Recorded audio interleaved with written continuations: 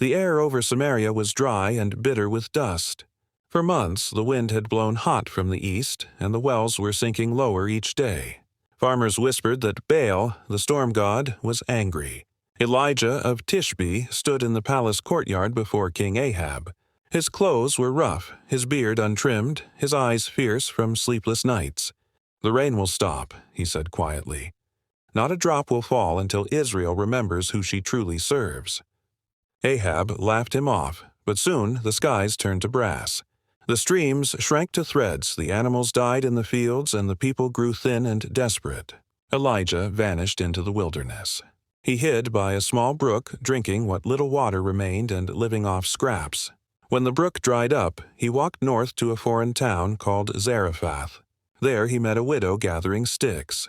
Her hands trembled from hunger. He asked for bread. She told him she had only a handful of flour left, enough for one last meal for her and her son. "Then share it with me," Elijah said. "We'll face the hunger together," and so they did. Day after day, the three of them survived, somehow stretching what little they had until, at last, the rains returned. When Elijah came back to Israel, the drought had broken people's spirits.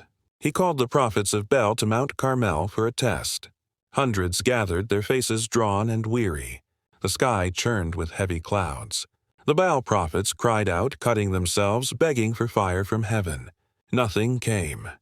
Then Elijah stepped forward and raised his hands to the sky. A sudden crack split the air.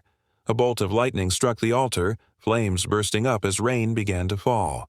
People dropped to their knees. The drought had ended, but Queen Jezebel swore vengeance. Elijah fled south into the desert again, walking for days until he reached the mountain of God. There, alone among the rocks, he waited for a sign.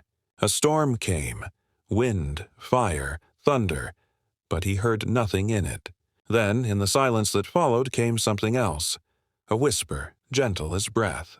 "Go back," it said, "you're not finished." Elijah bowed his head. The sound was not thunder, not a voice from the sky. It was the quiet certainty of a man who still believed truth was worth speaking, even when the world no longer listened. And with that, the prophet rose, wrapped his cloak around him, and walked back into the storm. Thank you for watching. Please like and subscribe.